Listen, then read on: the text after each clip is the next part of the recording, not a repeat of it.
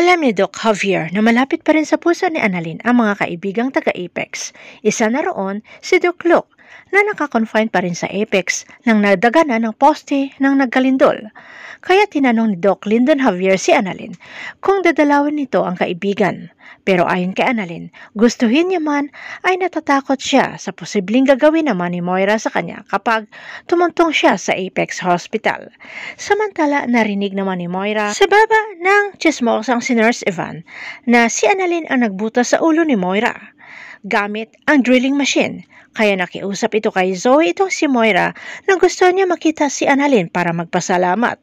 Tuwang-tuwa si Zoe at matupad na rin ang panalangin niya na maging mabait na ang kanyang mami Moira kay Annalyn at kina tita niya na Lynette at matanggap na rin ito si Annalyn na anak ng kanyang daddy RJ.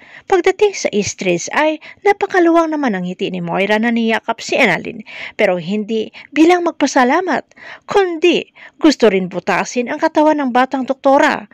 Nagasigawan sa loob ng hospital nang makita ang balak ni Moira. Isa na rito si Doc Lyndon Javier na agad pinigilan ang masamang balak ni Moira kay Annalyn.